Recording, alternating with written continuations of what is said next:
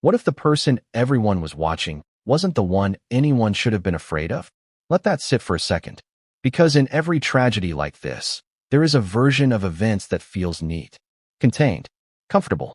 A version that lets the world exhale and say, okay, we know what happened. But what if that version was only built to help us sleep at night?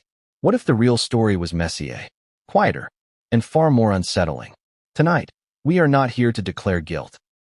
We are here to question certainty. And it starts with a silence that lasted far too long.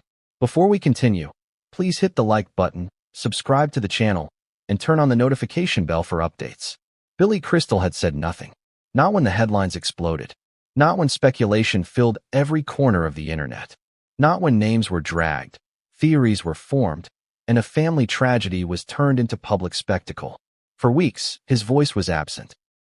Until, according to this dramatized account, it wasn't. And what he finally allowed himself to say didn't sound like accusation. It sounded like regret. Have you ever noticed how the most dangerous truths are rarely shouted?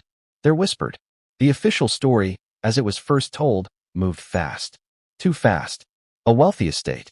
A brutal discovery. An arrest made within hours. 2 victims. 1 suspect. It fit the template.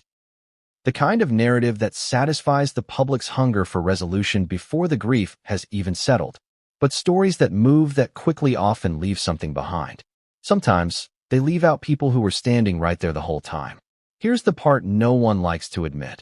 When a tragedy involves powerful names, famous families, and decades of carefully curated public images, the truth doesn't just surface on its own. It has to fight its way out. And often, it doesn't win. So let me ask you something directly. When you first heard about this case, who did you focus on? Who did the media tell you to focus on?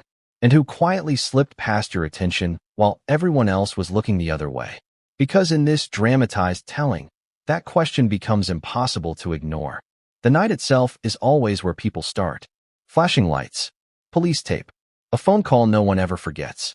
But tonight, we're starting earlier. Long before the sirens. Long before the arrest. We're starting with the warning signs no one wanted to name. In this version of the story, Billy Crystal wasn't just a distant observer. He was part of a world where people learn, very early, when to speak and when silence is safer. Hollywood trains you to smile through discomfort, to laugh off tension, to pretend not to notice fractures forming beneath polished surfaces. And for years, that's exactly what happened. On the outside, the family image was solid, respected, almost untouchable, a legacy built on success, influence, and admiration. But legacies have a way of hiding things. They cover cracks with applause. They drown out discomfort with accolades. Behind closed doors, dynamics shift. Power shifts. And sometimes, resentment grows quietly enough that no one notices until it's too late.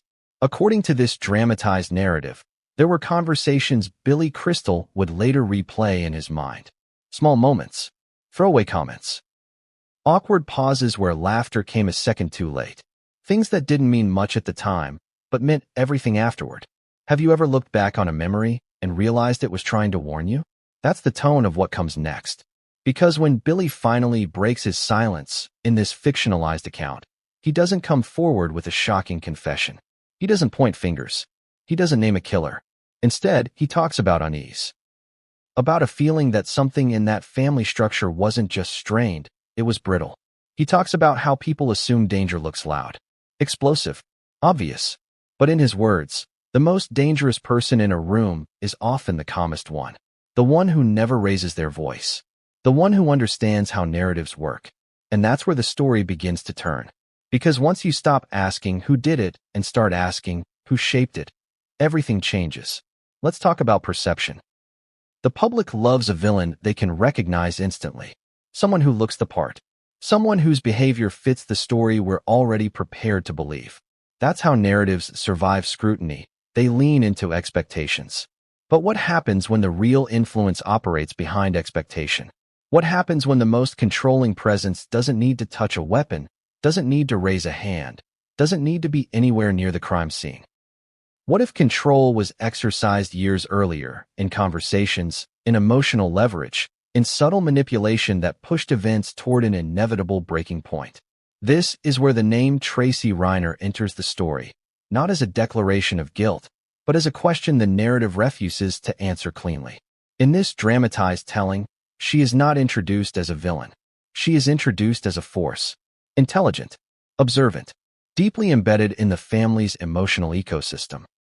Someone who understood everyone's weaknesses because she had grown up inside them. And that's uncomfortable, because it forces us to confront something we don't like to admit. Sometimes the people who shape outcomes don't look like criminals at all. They look like protectors. They look like survivors. They look like the ones holding everything together. Billy Crystal, in this fictionalized account, doesn't accuse her of violence. Instead, he raises a quieter question. Who was steering the emotional current long before the night everything ended? And why does that question make people so uneasy? Maybe because it threatens the simplicity of the official story. Maybe because it suggests that responsibility can exist without fingerprints. Or maybe because it implies that the truth isn't a single act, but a slow, cumulative process. Let's pause here and acknowledge something important. This story is not about proving a theory. It's about exploring how narratives form, how power operates inside families, and how silence can be both protective and destructive. Billy's silence, according to this dramatized version, wasn't accidental. It was learned. It was conditioned. He understood what happens when you disrupt a narrative too early or too publicly. So he waited. And while he waited, the world filled in the gaps for him. Speculation exploded. Theories hardened. Lines were drawn between innocence and guilt with breathtaking speed. And in that chaos, nuance disappeared. But nuance is where the real story lives, especially when you examine who benefited most from the way the story unfolded. Ask yourself this: who gained clarity and who gained cover? Who became the focal point of outrage and who faded quietly into the background? Because as we move forward, the story will ask you to constantly reassess what you think you know. Every chapter will complicate the last. Every revelation will carry a contradiction. And just when it feels like the truth is within reach, the narrative will shift again. That's not an accident. That's the point. Billy Crystal's fictionalized confession isn't about exposing a mastermind. It's about exposing a system of loyalty, fear, and unspoken agreements that allowed something unthinkable to unfold. And if that makes you uncomfortable, it should. Because the most disturbing stories aren't the ones with clear villains. They're the ones where everyone played a part, even by doing nothing. It started like any other evening in Brentwood. The streetlights glimmered off manicured lawns. The air held that peculiar mix of warmth and the distant hum of the city, and behind the gates of the Reiner estate, a sense of calm lingered. But calm, in stories like this, is always deceptive. It's the quiet before revelation. The pause before chaos announces itself with a brutal, undeniable clarity. At 11:47 p.m., a phone rang in a police precinct that would change everything. The voice on the line was trembling, caught between disbelief and fear. The words were sparse, almost reluctant. I think something's happened at the Reiner estate. And just like that, a meticulously curated world of privilege and public image cracked open. Inside the estate, the air was still. The opulence of the home. Its sprawling architecture, grand hallways, polished surfaces, belied the storm that had silently grown beneath. Tragic as it may sound, tragedy often hides behind the familiar. A place where laughter once echoed, where ordinary dinners became subtle performances of politeness, and where the line between affection and control was, for years, almost imperceptible. When Romy Reiner discovered the bodies, she did so alone, walking through hallways that now seemed menacing, their normalcy transformed into a corridor of suspicion. Reports later claimed she whispered something to the police about a dangerous family member, a warning shrouded in ambiguity. But in the dramatized retelling we are exploring, those words are more than caution. They are a signal that beneath the polished veneer, the household was a theater of unspoken tensions, simmering grudges, and unseen manipulation. And in that moment, as authorities swarmed the estate, the world outside began to speculate, instantly eager to assign blame.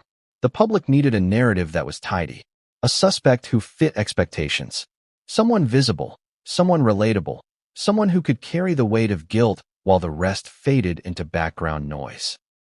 That someone, of course, was Nick Reiner. 22 hours later, he was arrested. The images of his stunned face flashed across screens worldwide, accompanied by headlines that shaped perception faster than the truth could surface. But let's slow down for a moment. In every tragedy that reaches headlines with such velocity, speed is both a blessing and a curse. Yes, immediate action prevents further harm. Yes, the public deserves clarity. But the narrative that forms in those first hours is also the narrative most resistant to scrutiny. Once a story is packaged neatly, doubts and nuances are pushed aside, sometimes permanently. And that's where Billy Crystal comes in, not as a witness to a crime, but as a silent observer of everything that preceded it. In this dramatized account, he had known the family intimately. Not every detail, perhaps, but enough to understand how tension could accumulate unnoticed. How the quietest members could exert influence with subtlety that no outsider could perceive. How a household that appeared harmonious to the world could, in private, be an intricate chessboard of loyalty, fear, and emotional negotiation. Billy's eventual decision to break silence in this fictionalized narrative isn't a confession of facts. It's an acknowledgement of the weight of perception. He speaks not in certainty, but in reflection. And as we reconstruct that night, we begin to see why perception matters. Because the true disruption in tragedies like this isn't always physical. It's emotional, psychological, and relational. It's what people do to each other long before anyone picks up a weapon. Let's consider the dynamics. The Reiners were more than a family.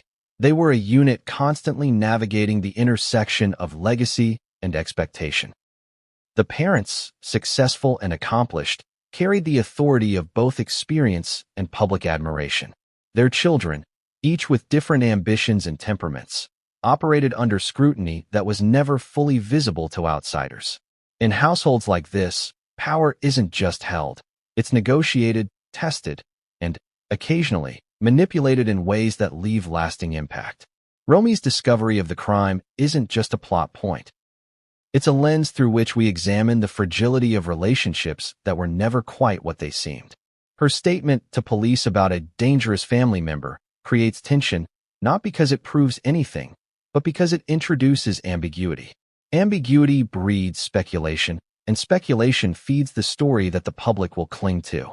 And in this narrative, the ambiguity is intentional, a deliberate invitation to consider complexity over simplicity. As law enforcement arrived, the estate transformed. Rooms that had hosted laughter and conversation became evidence-laden spaces. Every object, every open door, every unturned photograph became a piece of the puzzle, interpreted, misinterpreted, and analyzed through a lens of urgent curiosity. The cameras outside captured only the exterior calm, but inside, the atmosphere was heavy with questions that would never fully be answered. How did it come to this? Who knew what, and when? Could it have been prevented?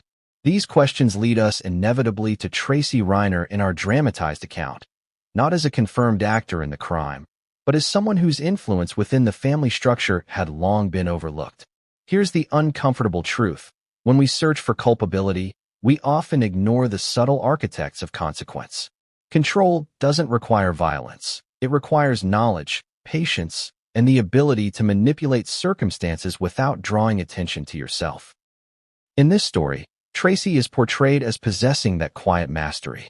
Her motivations, intentions, and actions are subject to interpretation, and that is precisely the point.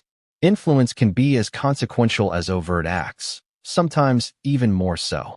Billy's reflections emphasize the theme of latent influence. In the quiet corridors of the Reiner home, in the small decisions, in the way conversations were steered, there were patterns.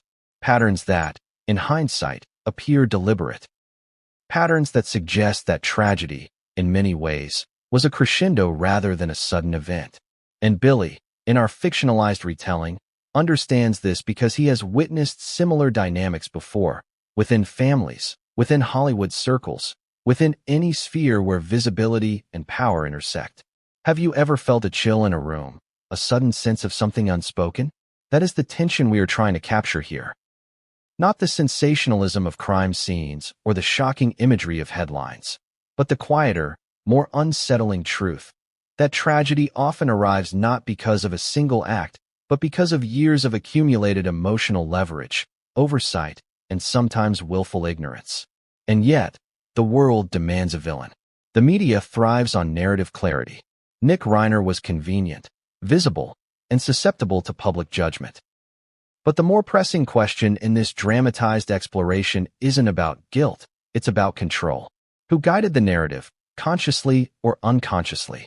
Who shaped the environment that allowed events to reach this catastrophic point? And how much of what we accept as fact is merely the story that was easiest to tell? This is where our narrative begins to bend, twist, and unfold in unexpected directions. Because while arrests are tangible, influence is invisible. And while the public reacts to what is seen, the consequences of the unseen are often far more devastating. The night everything shattered is thus both literal and symbolic. The literal events, the discovery, the arrest, the police intervention, anchor the story in reality. The symbolic events, the family dynamics, the subtle manipulations, the unspoken warnings, give it depth, texture, and complexity. And it is in this interplay that we begin to see why the story demands more than surface-level understanding. It demands reflection, skepticism, and, most importantly, attention to the quiet forces at work behind every dramatic headline. The clock had just ticked past midnight when the quiet, manicured halls of the Reiner estate became something unrecognizable. The same walls that once reflected soft lamplight and the subtle echoes of laughter were now heavy with an oppressive tension. The air smelled faintly of polished wood and something else, an indefinable sense of loss, of shock, of a calm violently interrupted. In that moment, the estate was no longer a home. It was a scene frozen between what was and what could never be again. Romy Reiner, 27 in this dramatized account, had discovered the unthinkable. She walked through the familiar corridors as if in a dream, each step amplified by the quiet of a house that should have been alive with the ordinary sounds of evening. Her hands shook, her heartbeat thundered in her ears, and yet there was a clarity in her terror. Something had gone irreparably wrong, something that the world outside would try to understand in hours, but she had been the first to witness it. Reports later claimed she spoke to police about a dangerous family member, words that would echo in the media and online forums for days. But in this retelling, the significance is less about accusation and more about instinct. Romy sensed a force within the family structure that had been quietly shaping events long before anyone had imagined tragedy would strike. She understood that appearances could deceive, that calm could mask control, and that sometimes the person you least suspect holds the strings. Police arrived quickly. In dramatized retelling, they are both methodical and bewildered. A crime scene of this magnitude requires precision, yet the house was also intimate, familiar, almost ordinary. The juxtaposition was jarring. Officers moved carefully, photographing each corner, each hallway, each room where tension had silently brewed for decades. Every small detail became a potential clue, a fragment of narrative waiting to be interpreted, misinterpreted, and debated. But beyond the procedural, there was the human element. Officers had to navigate grief, fear, and shock, not just in Romy, but within themselves. They were trained to observe, to measure, to analyze, yet the gravity of what had occurred created a surreal atmosphere. Every shadow seemed loaded with significance, every echo a reminder that tragedy had not only visited this house, it had left an indelible mark. And while law enforcement was busy cataloging evidence, the narrative outside was exploding. Social media accounts lit up, news channels ran continuous updates, and online speculation spiraled. In the dramatized telling, the public, hungry for certainty, latched onto the most visible figure, Nick Reiner. 32, living in the guest house, the sun. Convenient, accessible, identifiable. The perfect target for a narrative seeking closure. But the focus on Nick created a distraction, one that would have implications far beyond what anyone realized. The dramatized account emphasizes that real control is often subtle. Influence operates quietly. It doesn't need a weapon or a public display of violence. It exists in relationships, in unspoken agreements, in emotional leverage that can steer outcomes years before an event reaches its climax. Billy Crystal, in this retelling, observed all of this from the periphery. Not as a law enforcement official, not as a detective, but as a friend, confidant, and witness to the undercurrents that ran through the family. He understood that the headline-ready narrative, while satisfying to the public, might not capture the forces that had set the stage for tragedy. And he felt the weight of that understanding deeply. In conversations that followed, fictionalized, reflective, dramatized, Billy would recall the subtle signs. A pause here, a pointed comment there, a pattern of behavior that, taken together, suggested more than anyone could articulate at the time. His reflections aren't accusatory. They are analytical, almost mournful, as if acknowledging that sometimes the architecture of tragedy is constructed long before the moment it arrives. Meanwhile, the family dynamics in the house itself were laid bare in this dramatization. The parents, Rob and Michelle Reiner, were both accomplished, influential, and deeply respected. Their presence loomed large in the household, and their absence, as discovered, created an immediate vacuum. Yet even within that vacuum, influence lingered. Subtle, persistent, unseen. The dramatized narrative suggests that certain members of the household had been shaping emotional currents, steering outcomes, and leveraging relationships in ways that were invisible but consequential. Tracy Reiner, again emphasized in this dramatization as a central figure of influence rather than guilt, is presented as someone whose quiet mastery of household dynamics had long gone unnoticed. She isn't a villain in the traditional sense. She isn't violent. She is a strategist in emotional terms, someone whose understanding of family behavior allowed her to navigate and, perhaps inadvertently, manipulate events over time. This distinction is crucial in a story that prioritizes nuance over simplicity. The night itself, when reconstructed, is a series of contrasts. The outward calm of the neighborhood, the inner chaos of the estate, the methodical work of police officers, the internalized terror of Romy. The simmering, almost invisible emotional manipulations of those present or absent. And all of it is observed, remembered, and contextualized by an outsider whose perspective is shaped by years of witnessing human behavior in both public and private arenas. As the hours passed, Nick Reiner's arrest became the headline. Photographs captured a young man stunned, bewildered, and publicly scrutinized. The media narrative solidified quickly: suspect, motive, arrest. It was a tidy story, digestible by the public. But the dramatized account continually reminds us that tidiness is a form of illusion. It simplifies complex webs of influence, emotional history, and relational tension into a digestible image of guilt. And while the world consumed the narrative, Billy Crystal's perspective remained internalized, reflective, almost philosophical. He understood that the arrest, while necessary from a law enforcement standpoint, might not represent the full truth of what had occurred emotionally, psychologically, and relationally.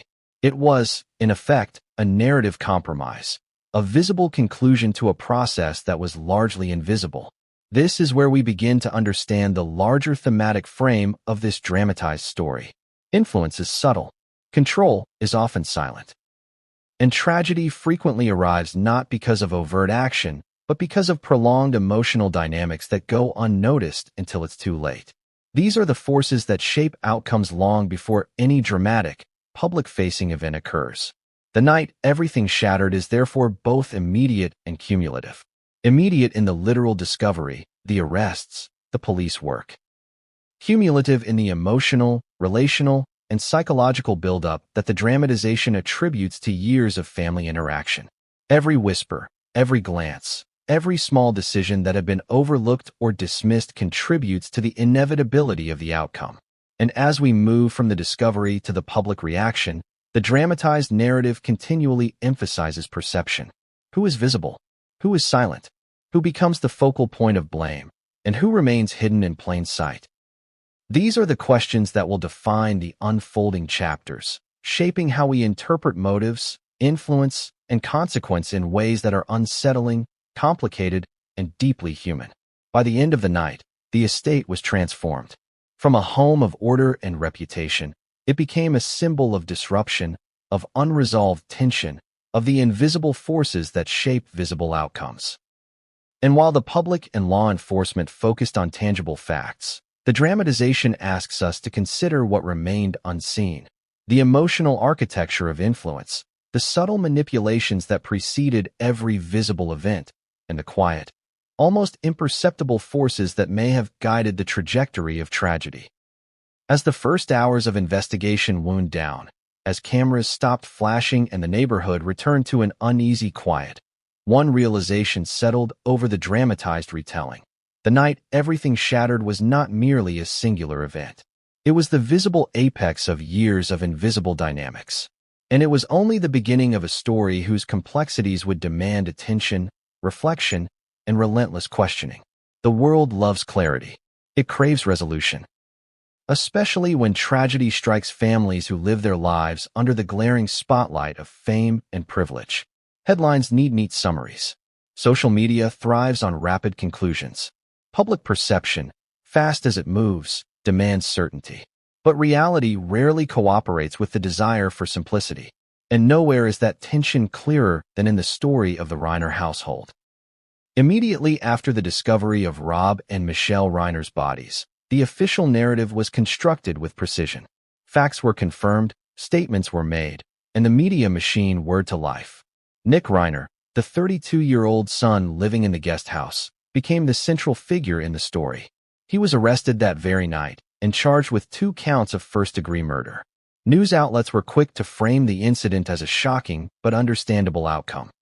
A son, a family tragedy, a violent act. It fit the archetype the public expected. It made the story digestible. But there were cracks in this tidy picture. Small inconsistencies in timelines. Ambiguous statements from those present. Subtle but important questions about who discovered the bodies and what they actually saw. Romy, the 27-year-old daughter, had reportedly discovered the bodies and suggested the presence of a dangerous family member. That line, in the hands of the public, became fodder for speculation, rumor, and conspiracy. Yet in the official reporting, it was downplayed. It was a footnote, an inconvenient detail that could complicate the neat narrative. Here's the critical tension in the dramatized account. The official story offered closure for the public, but left unanswered questions that carried enormous emotional weight. What exactly did Romy mean by dangerous? Was she referring to behavioral patterns, long-standing familial influence, or something more immediate? And why did the authorities, in the dramatized narrative, appear to focus so squarely on Nick while allowing other dynamics to recede into the background?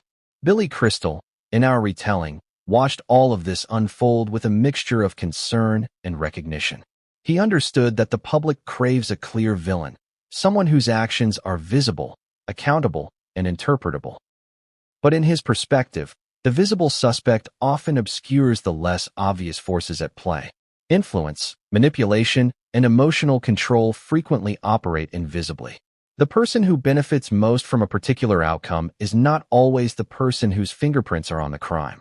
And this is a central thread in the dramatized narrative. The difference between visible guilt and invisible influence.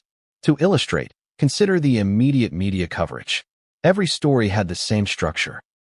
The shock of the discovery, the arrest, brief background on the family, and speculative motives. The reporting was efficient, emotionally compelling, and designed to maximize engagement. But it also flattened complexity.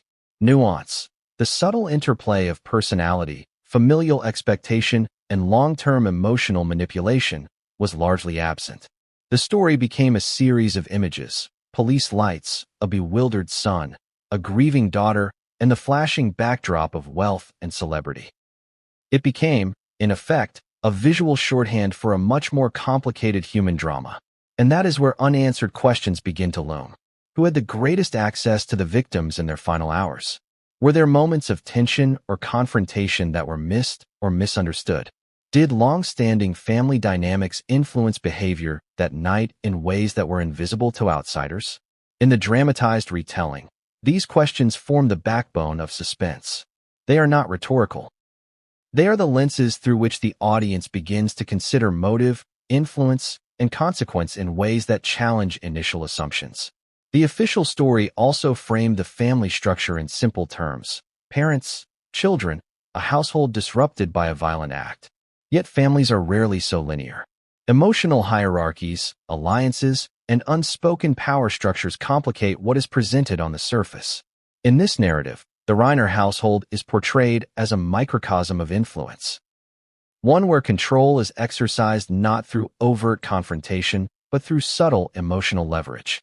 Those who appear passive may, in fact, be the most strategically influential, and those who appear active or guilty may be responding to pressures far beyond the scope of immediate observation. Billy's dramatized reflection emphasizes the discrepancy between public perception and private reality. He notes that in high-profile families, actions are magnified, while motives are often obscured. People respond to the visible cues they are given: anger, confrontation, rebellion.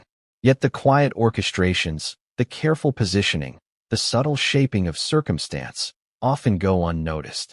The dramatized narrative presents this as a key tension. The story everyone consumes is rarely the story that truly occurred, especially when influence is silent but potent. Another unanswered question emerges around timing. Reports indicated that Nick was living in the guest house at the estate. But in this dramatized account, proximity does not necessarily equate to influence or culpability. The narrative invites the audience to consider alternative possibilities. Who had the most consistent access to the victims? Who was aware of the subtle frictions that had been building for years? How might long-term emotional strategies have created conditions in which tragedy became more likely, even if unintentional? These are questions that the official story, by necessity, does not explore. The dramatized account also focuses on public reaction. When stories break, the first hours define the trajectory of public opinion. Social media commentary solidifies impressions. News cycles create archetypes: the innocent, the guilty, the mastermind. These roles are established before investigations conclude. In the Reiner case, Nick became the focal point. Everyone else receded into shadows. The dramatization emphasizes that these shadows are not empty. They are filled with influence, memory, and history that remain critical to understanding the narrative in its entirety. Billy Crystal, in the story we are telling, reflects on the contrast between the visible arrest and the invisible undercurrents that shaped it. He considers the ways in which influence is often silent: subtle warnings, emotional leverage, and strategic positioning. Influence can prepare the stage for catastrophe without ever stepping into the spotlight. It can operate under the radar of media, law enforcement, and even family members themselves. And when tragedy strikes, those forces often remain unacknowledged. The dramatization asks viewers to hold two seemingly contradictory thoughts simultaneously. First, the visible narrative, the arrest, the headlines, the immediate facts, matters. It is the concrete reality that law enforcement, journalism, and the public can grasp. Second, the invisible narrative. The long-term emotional dynamics, the subtle manipulations, the unspoken warnings, also matters. In fact, it may matter more, because it sets the conditions in which the visible events occur. This duality is at the heart of suspense, tension, and dramatic intrigue. As the night continued and statements were taken, the dramatized narrative pays attention to gaps in understanding. Small details: who saw whom, who was contacted first, who left the room at critical moments. Each element becomes a piece of a puzzle that may never fully resolve. These details, though often omitted in official reports, are central to understanding the narrative from a dramatic, exposed-style perspective. They illustrate how perception can be incomplete, how early conclusions can be misleading, and how public narratives often privilege speed over depth. By the end of this initial investigation phase, the story presents a duality. On one side, the neat, public-facing narrative. On the other, a shadowed, complex web of relationships, influence, and unanswered questions. The dramatization emphasizes that both coexist. The public consumes the surface story, while the deeper currents remain invisible, shaping interpretation, judgment, and expectation in subtle but powerful ways. As we prepare to explore the next chapter, the dramatized perspective of Billy Crystal as a silent observer, the tension grows. He represents both an insider and an outsider. Someone intimately aware of family dynamics, yet not responsible for law enforcement or public narrative. His reflections highlight the divergence between official story and emotional reality, inviting the audience to reconsider assumptions about control, culpability, and influence. Because in tragedies like this, the story you are first told is rarely the whole story. And as we move forward, the dramatization challenges the audience to ask, what forces shaped this narrative before the first headline? And who, unseen, may have been orchestrating events from the shadows? Billy Crystal had never been one to speak lightly. His humor carried weight because it was grounded in observation, in a keen understanding of human nature. He had spent decades navigating the public eye, balancing performance with authenticity, laughter with gravity.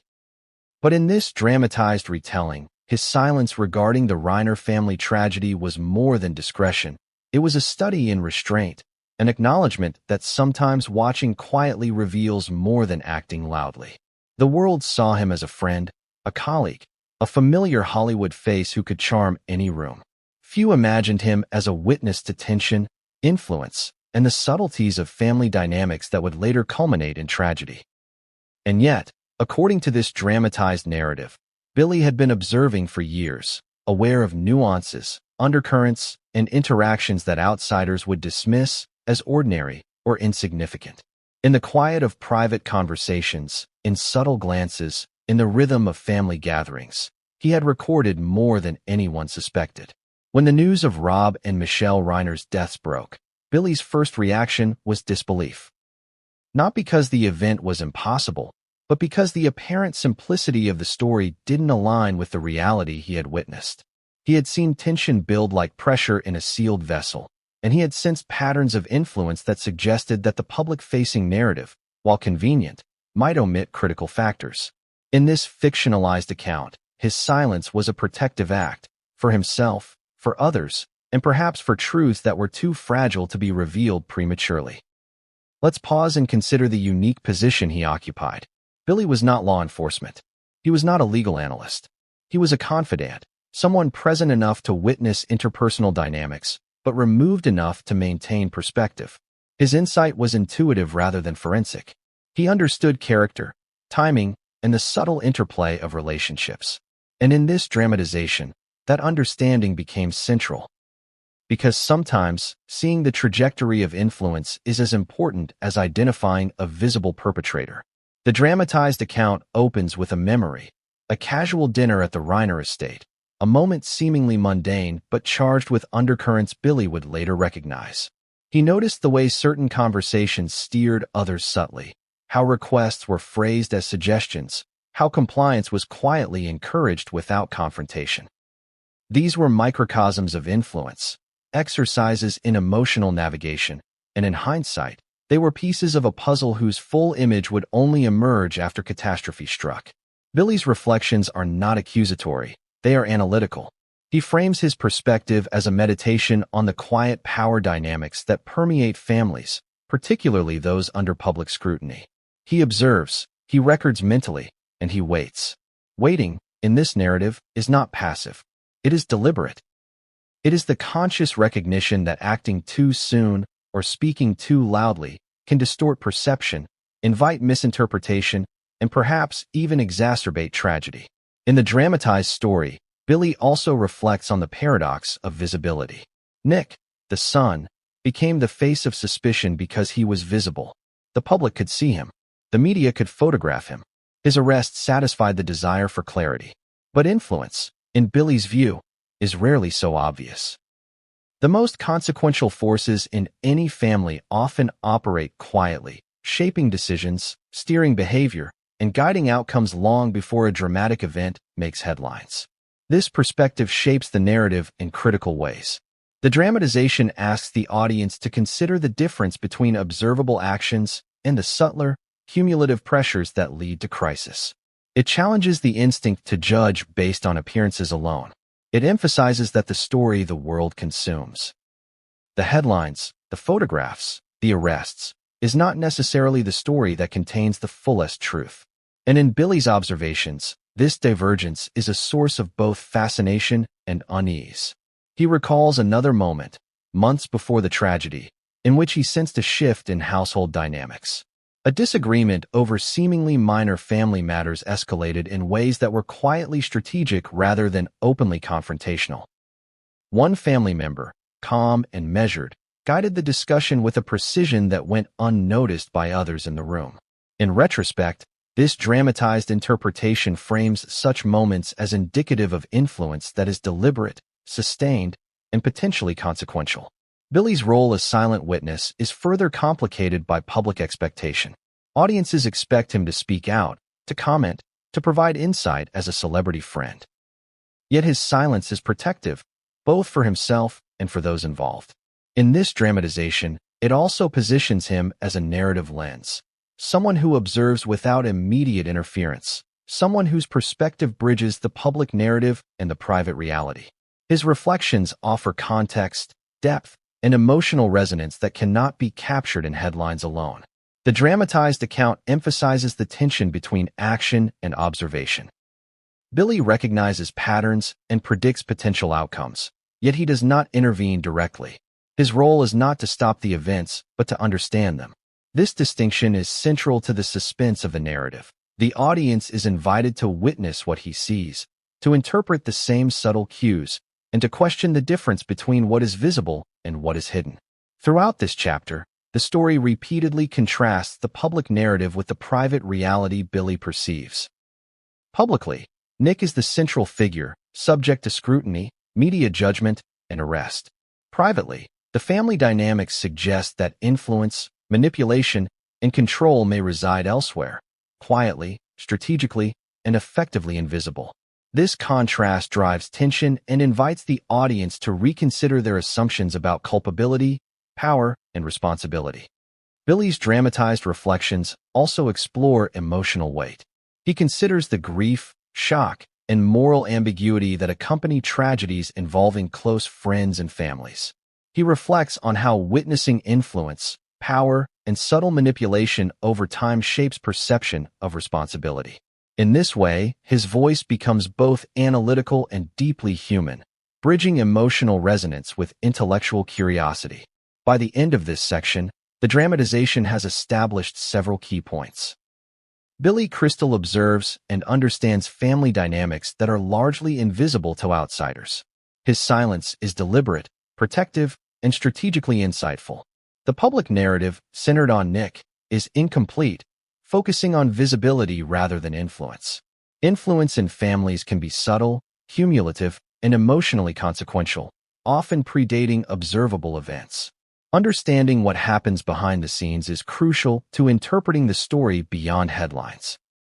And as we prepare to move into the next chapter, the Reiner family dynamics no one talks about.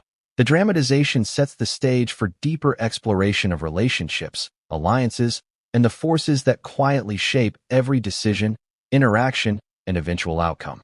Families are complicated, and in wealthy, high-profile families, that complexity multiplies exponentially.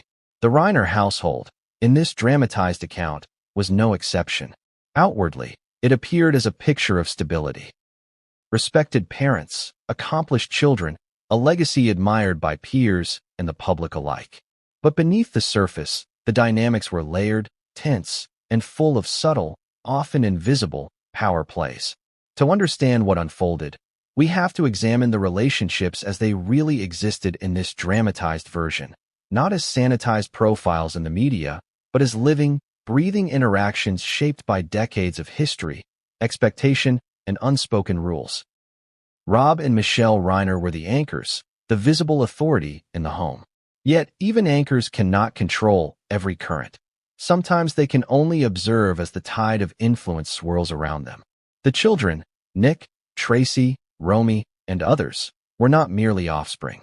In this dramatization, each of them carried their own ambitions, insecurities, and strategies.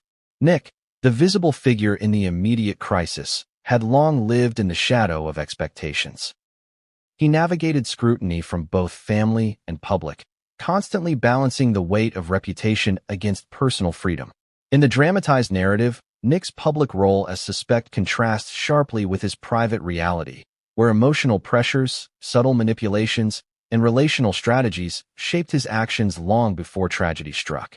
Tracy Reiner, as framed in this fictionalized account, is a particularly compelling figure. She is calm, observant, and strategic.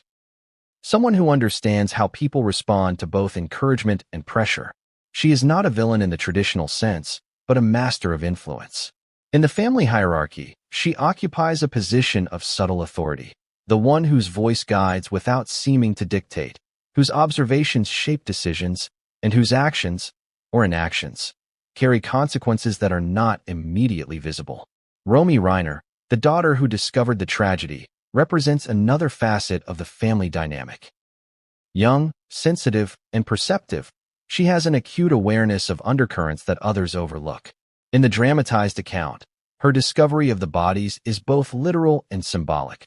She uncovers not only the immediate crisis but the broader emotional architecture that contributed to it.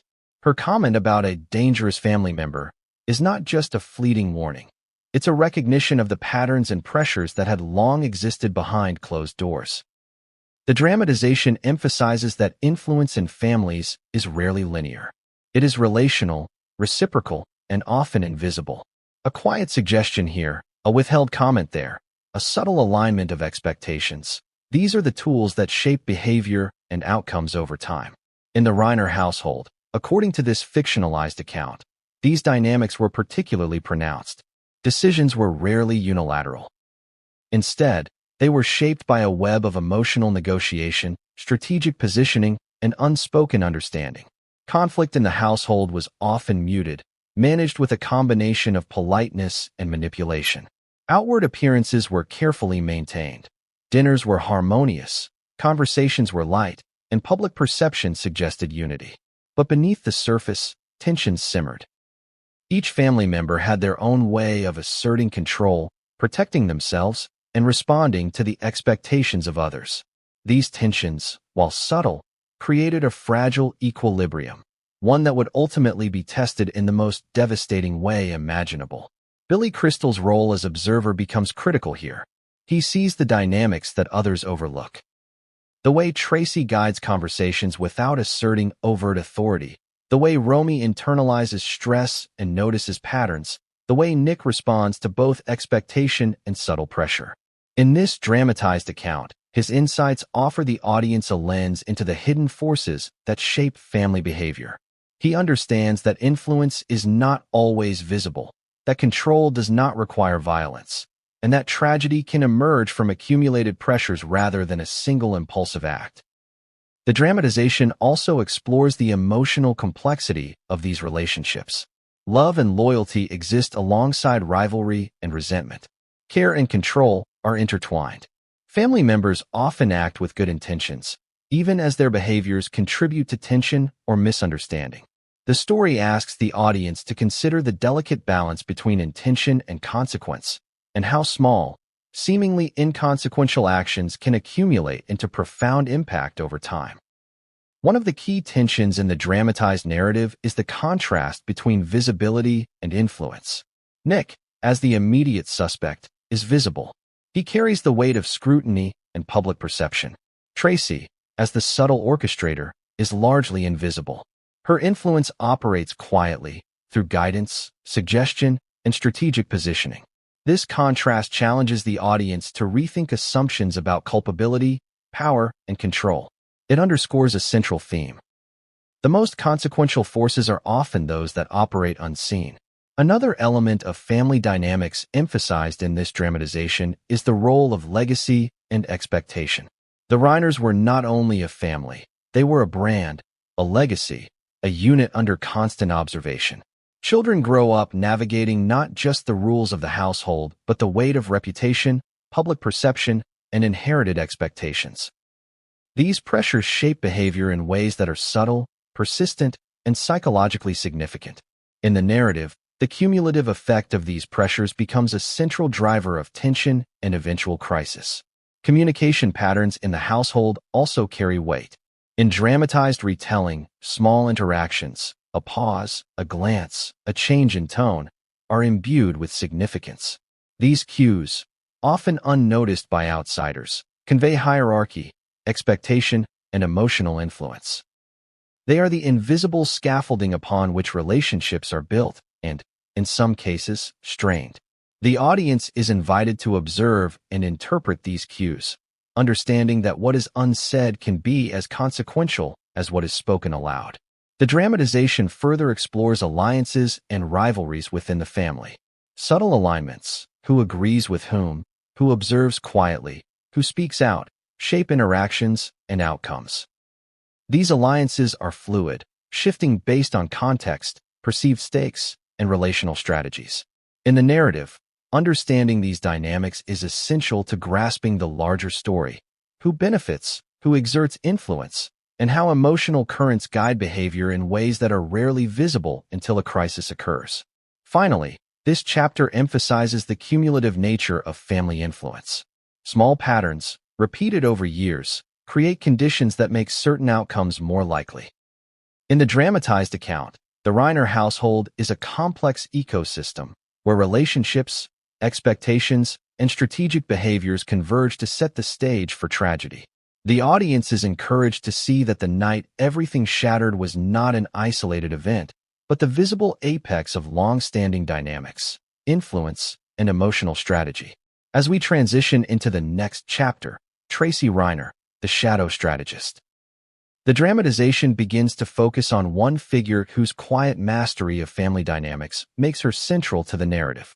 Her influence, though subtle, has shaped the trajectory of events in ways that are both compelling and unsettling. The audience is invited to consider not whether she is guilty in the traditional sense, but how her presence, decisions, and strategies may have directed the emotional and relational currents of the household over time. Tracy Reiner. The name itself carries weight, legacy, and recognition. In the public eye, she is the accomplished daughter of Rob and Michelle Reiner, someone shaped by privilege, talent, and opportunity. But in this dramatized narrative, the focus shifts from public accomplishments to private influence, from appearances to the subtle mastery of family dynamics. Tracy is portrayed not as a conventional villain, but as a strategist, a shadow presence whose decisions, guidance, and quiet manipulations shape the trajectory of events without leaving obvious fingerprints. To understand Tracy in this fictionalized account, imagine a chess player operating on multiple boards simultaneously. Every conversation, every suggestion, every silent observation is a move calculated with foresight. Her power is not in force, but in persuasion, not in violence, but in anticipation. The dramatization frames her as someone who sees patterns others ignore, who understands the emotional weaknesses and strengths of every family member, and who can subtly steer outcomes over months and years. The foundation of her influence is observation. Tracy notices micro-behaviors, a flinch, a hesitation, a word chosen carefully. She understands which arguments will land and which will fizzle. She gauges moods, measures responses, and adjusts accordingly. In this narrative, her intelligence is strategic, her patience remarkable, and her awareness of relational dynamics nearly preternatural. This is the hallmark of the shadow strategist. In the story, invisible influence with tangible consequences. Her role in the household, dramatized here, is nuanced. She is not overtly controlling. She does not dominate conversations or demand authority. Instead, she subtly guides, creating situations where others act in ways that align with her understanding of what is best or necessary for the household. In doing so, she operates within the family's existing hierarchy while quietly shifting emotional currents to achieve her goals. The dramatization emphasizes that influence can be as consequential as action, sometimes more so, because it shapes behavior long before events unfold. Consider the dynamics with her brother, Nick. Publicly, he is the focus of attention, scrutiny, and eventual legal consequence. Privately, Tracy's presence shapes his decisions, his responses, and the ways in which he navigates family tension. In dramatized retelling, this is not about coercion but subtle guidance. She understands where pressure points lie, how to mitigate risk, and when to intervene emotionally. Her influence is both protective and manipulative, walking a delicate line between care and strategic positioning. The dramatization also highlights her interactions with Romy, the daughter who discovered the tragedy. In private moments, Tracy is attentive, emotionally responsive, and subtly instructive. Her guidance is precise: how to observe, how to respond, how to navigate complex family dynamics without causing disruption. Yet, behind this veneer of care is an undercurrent of strategic calculation. She understands that emotional decisions reverberate and that shaping perceptions quietly can have lasting effects. Tracy's influence extends beyond individuals to the household as a system. She understands patterns: who reacts to stress, who seeks validation, who withdraws under pressure. She notices alliances forming and dissolving, identifies potential conflicts, and anticipates reactions before they occur. In this dramatized account, the household is a living, breathing system, and Tracy is a quiet architect, subtly steering the currents while maintaining the appearance of normalcy. Humor, charm, and subtle authority are her tools. She disarms tension with wit, reframes conflict with intelligence, and redirects focus without overt confrontation. In this fictionalized narrative, these traits make her extraordinarily effective. People are drawn to her guidance, often unaware of the extent to which her influence shapes outcomes. She operates in the shadows not because she seeks power for its own sake, but because she understands the efficacy of silent guidance over overt control. The dramatization emphasizes that mastery of influence requires patience. Tracy does not act impulsively. She observes, waits, and selects moments with precision. Small interventions, carefully timed comments, strategic encouragement, or the withholding of information accumulate over time. These microstrategies, invisible to outsiders, create conditions that increase the likelihood of desired outcomes. In the narrative, this patience is a key characteristic of the shadow strategist: slow, deliberate, and profoundly effective. Conflict in this dramatized account is rarely direct. Tracy navigates disagreement with subtlety, managing emotional responses without overt displays of power. She leverages alliances, guides conversations, and strategically positions herself as both confidant and observer. In doing so, she maintains influence while minimizing risk. The narrative suggests that her capacity for influence is amplified by her ability to remain largely unseen in the public eye, even as her guidance shapes family behavior behind closed doors. The dramatization also explores moral ambiguity. Tracy's actions, while strategic, are not inherently malicious. They reflect a sophisticated understanding of human behavior and relational dynamics. The audience is invited to consider the distinction between intention and consequence, how well-meaning strategies can produce unintended outcomes, and how subtle guidance can intersect with complex emotional pressures to create situations that feel inevitable in hindsight. Billy Crystal's perspective reinforces this interpretation. As a friend and observer, he recognizes Tracy's strategic capacity without conflating it with guilt. He notes the precision of her influence, the consistency of her observations, and the depth of her understanding of human behavior. In this dramatization, Billy's reflections help the audience grasp the subtle architecture of family dynamics that public narratives fail to capture. The forces that operate silently, shaping trajectories long before the headlines appear. By the end of this section, several key aspects of Tracy as the shadow strategist are established. She exercises influence quietly, strategically, and effectively. Her actions are deliberate, patient, and emotionally intelligent. She guides family members, shapes interactions, and anticipates outcomes without overt control.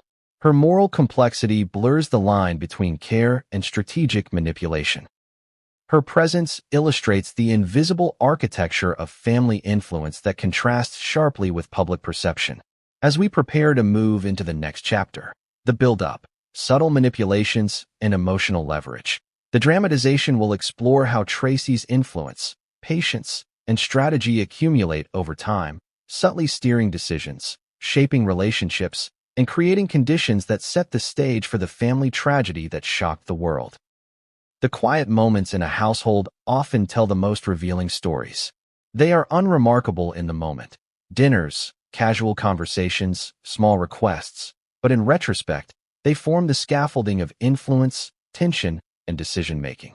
In the dramatized account of the Reiner family, these moments accumulate like drops of water, gradually filling a reservoir of emotional leverage that would later define the tragic events of that fateful night.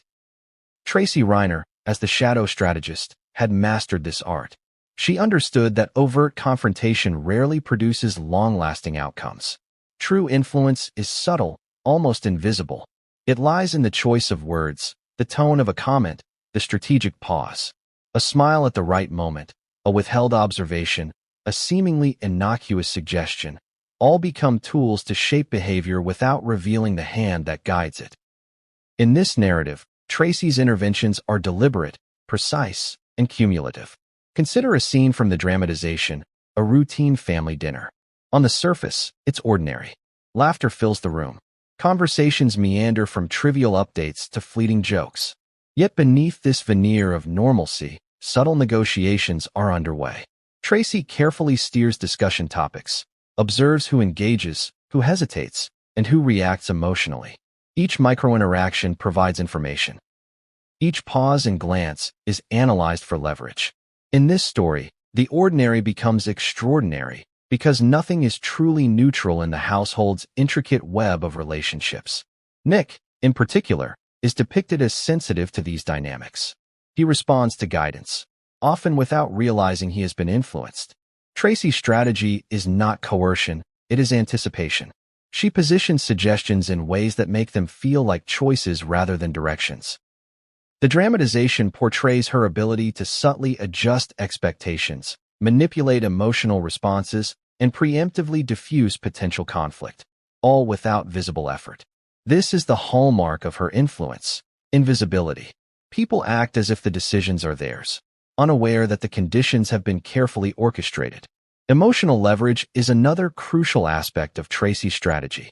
She understands that guilt, pride, and familial loyalty are powerful motivators. In subtle ways, she amplifies or mitigates these emotions to achieve desired outcomes. A casual comment that evokes pride, a supportive nod at a vulnerable moment, or a pointed absence when tension arises, all serve to guide behavior, shape perceptions, and influence decisions. In this dramatization, emotional leverage is not manipulation for harm. It is the strategic shaping of relational dynamics to maintain control over outcomes. The dramatization also emphasizes the cumulative nature of these strategies. No single action is decisive on its own. It is the layering of interventions, observations, and emotional cues over months and years that creates an environment in which behavior aligns with the strategist's subtle guidance. This accumulation, invisible to outsiders, forms the foundation of influence that can steer the family in predictable directions when critical moments arise. Billy Crystal's perspective offers insight into the mechanics of these subtle manipulations. As an observer, he notes the precision of Tracy's timing, her understanding of relational thresholds, and her capacity to maintain authority without confrontation. He sees the ways in which her influence interacts with the personality